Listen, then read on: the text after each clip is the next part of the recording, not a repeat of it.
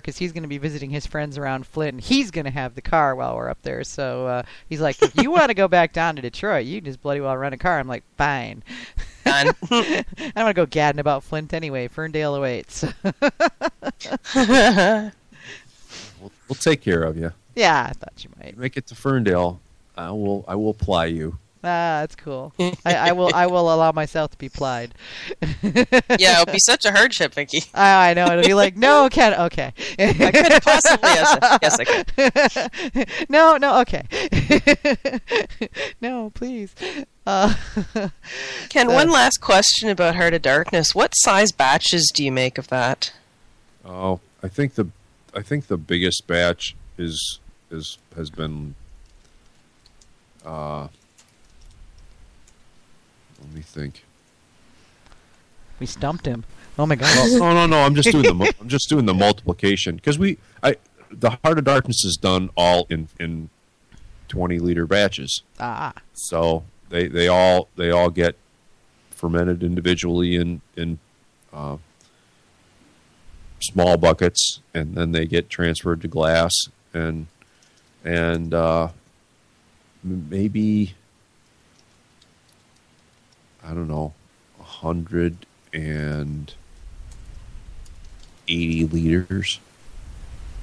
So not a lot. Dang, yeah, that is a small batch. Yeah. I mean, it's 9 or 10 5-gallon carboys. And, okay. And then it gets it just gets bottled by hand, and they're all wax dipped, and it's all hand done. They're so pretty too. They're kind of cool. Yeah, you said yours was. I hope yours isn't 5 years old, because I don't think we. I mean, that would mean I would have given you one of the ones I did for Brad, and I don't think I gave you a bee nectar. No, it doesn't have a bee nectar label on it. It's got a Transmead label on it, so it must be no. Well, maybe it was, because you told me, and when you sold it to me, you told me that it was older. And I don't remember how old you told me it was. No, I could have given you a batch one. We used fruit that had been frozen for a while for the batch one, or a batch two.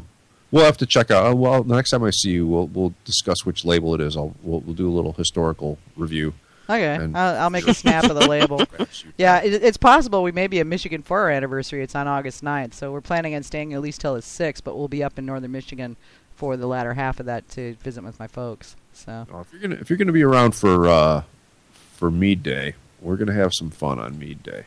Well, my daughter flies out of Traverse City at it's early on Mead Day, and yeah, so getting down there for Mead Day could be challenging. That's a 6-hour drive. It is. Yeah. So, I don't know. I always seem to be in the wrong place at the wrong time for Mead Day, I swear. Every year it's like that. But we have kept you past when I promised that we would keep you. Yeah, and I have to be at work at 8 tomorrow. I know, right? So, yeah, I don't want to keep you, any longer. And gosh, we've gotten, it's just been so amazing. I would love to not have to wait another year to have you back. So, if you could tell me, I'll give you the dates when we're going to have more shows, and if you can tell me when you're going to be available, I would love to have you come back and just talk Mead. I mean, people love it when you do, so. Well, I'm happy to help. Yeah. If there's something I can do. We don't get that chance to just, talk shop that often. Usually we're, like working. So, so to speak. Not that judging is precisely work, but we are rather other focused at that point in time. So. Yes. All right. Well, yeah, line me up some dates and we'll get something on the calendar. Awesome. That sounds good, because we've got a lot more back to making Mead, the making Mead back to basics thing. That this is AJ's baby, and I know she's got a whole lot of subjects. It'd be a hell of a lot of fun to have you come back in and hang with us on that. Terrific. So, all right. Well, I'll let you get back to family and tomorrow's work and stuff. It was my pleasure, and I thank everyone for listening, and I hope all your batches come out as well as you want them to. Thank you so much for being here. Yeah, thanks a lot, Ken. I really appreciate it. My pleasure.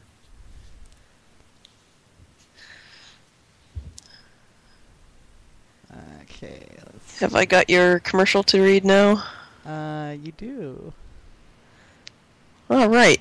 Did you know that in addition to running GotMead, Vicky's actually a marketing specialist?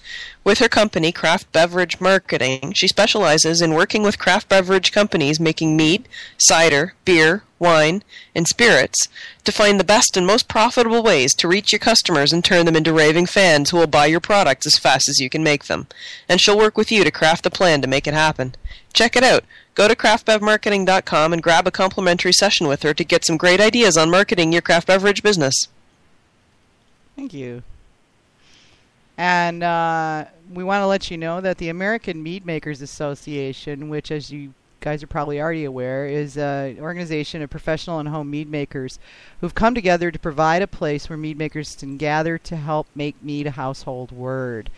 Aspiring meadery owners can connect with some of the top meaderies in North America to learn how to create a successful business, and home mead makers can learn advanced techniques and get some great input on making better mead. Learn more at mead-makers.org or the American Mead Makers Association on Facebook. So check them out, guys. They're doing some pretty interesting stuff, and I know that there's some amazing stuff in their forum, and it's well worth the yearly fee, especially for individuals. It's very reasonable, so go check it out. And I found some new events. I was out hunting today. So there's actually some fun ones coming up. Starlight Meadery on July 29th. Let's go back and do this in the right order. On July 2nd and 3rd, so 4th of July weekend, they're doing red, white, and blueberry celebration. They're doing some special red, white, and blueberry sangria all weekend long, plus slushies. So Mead slushies are awesome. Yeah, right? And that's starlightmead.com. On July 22nd, they're doing mead and a sunset cruise. So, Captain Don from Triangle Boat Tours, for one of their favorite outings, a mead tasting and 2-hour sunset cruise on Jordan Lake. So that sounds like I might actually do that one. I'm going to be home for that, so that cool. I think I might go do that. July 29th is International Tiger Day, and of course, tigers are just so cool. So in honor of that day, for the month of July, they'll be helping out their friends over at the Carolina Tiger Rescue. So for each tasting or glass of sangria that they sell during the month, they'll donate $2 to the Tiger Rescue. So that's pretty cool. Yeah. And then Bose Meadery is having, and that is bosemeadery.com, BOSmeadery.com, has all these cool artistic events. It's really neat. It's like this sort of like artsy-fartsy mead. It's really neat. So July 2nd, they have Mark Lintz Dry Folk. Madisonian Mark Linesmayer is a veteran frontman of local bands, and Madison Lint and New People, and a host of 2 nationally renowned podcasts that partially examined life and nakedly examined music. And he's going to be there. July 9th, they have got Daniel Mortensen, who's been playing guitar and harp for over 30 years to illustrious audiences such as his dog in the sofa. Isn't that fun? Yeah. On July 14th, they've got Cam and Ellie Kennedy, presentations of original songs and selected covers, and their sound is filled with great voices, acoustic guitars, and multiple layers. July 15th, Matt DeBlas, an evening of acoustic folk music performed with Celtic harp, voice, mandolin, and other instruments. And then on June 29th, so I missed that one. Tomorrow. They have Rashomon, a riveting psychological thriller that investigates the nature of truth and the meaning of justice. It's widely considered one of the greatest films ever made. It's a Japanese film. So that was really cool. They have it. It's basically like movie night, and they have popcorn and everything. So it's popcorn really and mead. Why not? Yeah, right. It doesn't. And they provide the popcorn, so that's way cool. Mace Meadworks has live music every Saturday night. They're at 250 East Main Street in Dayton, Washington. Honeymoon Mead. Honeymoon Mead has multiple events and an open mic night every Wednesday night. Upcoming, just the next couple of events they've got and hit their calendar. They had like 40 events. I was going to list them all here. June 29th, they've got open mic with Scott Casey. And then June 30th, they've got the Paige Woods Band. So fun. A lot of meaderies are doing this. This is really kind of cool. So Mead music. they will start with them. Works for me. Bee Nectar is really busy in July. July 1st, they have a tasting event at Riverside Liquors in Grand Rapids. July 9th, the Detroit Beer Book author signing at the Tap Room, Bee Nectar. July 15th to the 17th, Pig and Whiskey event in Ferndale. Pig and Whiskey. Woohoo. July 15th, another tasting event at D. Schuler's in Wyoming. July 16th, the Motor City Furry Con event. Oh my. Yeah, I'm not sure. I haven't looked to see what that is exactly, so that might be interesting. That is people in anthropomorphic It is animal. furries then. Okay, yeah, I know what furries are, but I didn't know if it was those furries or if it was just some other kind of furry. July 19th, they are doing a We Are Orlando fundraiser at their tap room. 50% of the sales will be donated to the Pulse Victims Fund. Oh, nice. Yeah. July 22nd and 23rd, the Michigan Summer Beer Fest in Ypsilanti. July 22nd, tasting event at Megabev in Kalamazoo. These guys get around. July 23rd, tasting event Under the Vines in Grand Rapids. And July 29th, Corks for Conservation at Binder Park Zoo in Battle Creek. And then, of course, National Mead Day is August 6th. And you can go to mead-makers.org to find out more about that, and where you can connect up with a group that is doing a celebration for Mead Day. You heard Ken say that they're doing some stuff for Mead Day, which I may or may not be able to get down there for that. Brothers Drake Meadery, ongoing concert events. And then September 11th and 18th is the California Master Beekeeping Course. So if you have an event you'd like us to mention on GotMead Live, send us an email at gotmeadlive@gotmead.com and tell us about it. And I'm going to get on the AMMA group and say, hey, y'all, please let me know the events. I'm tired of having to hunt this stuff down. Because that's what happens. Is like me Googling Mead events, and it comes up with like Mead Lake and what's her name, Margaret Mead, and it's like, right. Really? There's no way to filter that out. So, and then the bomb challenge. What's going on with that? Mine's down to about 1.0, probably 2.0 now. Nice.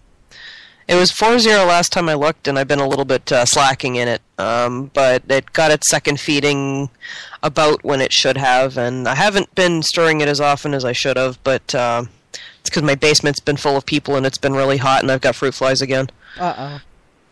Again? You got fruit flies? I've always got fruit flies. I know you've always got fruit flies. Well, I didn't for a little while because I haven't had any active fermentations, and now I got an active fermentation, and I've got fruit flies. Yeah, I hear you. I probably also have an empty airlock or two somewhere I got to hunt down. Yeah, that's what I got to get down. Yeah. I've been trying to get down to the brew shop, and it's like all this running around I've been doing and playing catch up. I haven't had time to swing by there. I might do it tomorrow. No, wait, Thursday. Thursday, because I got to go right past the place. I got a doctor's appointment that's south of there, so I got to right past on my way home. So I stop and pick up some. I got to look at the recipes and see what kind of yeast I need.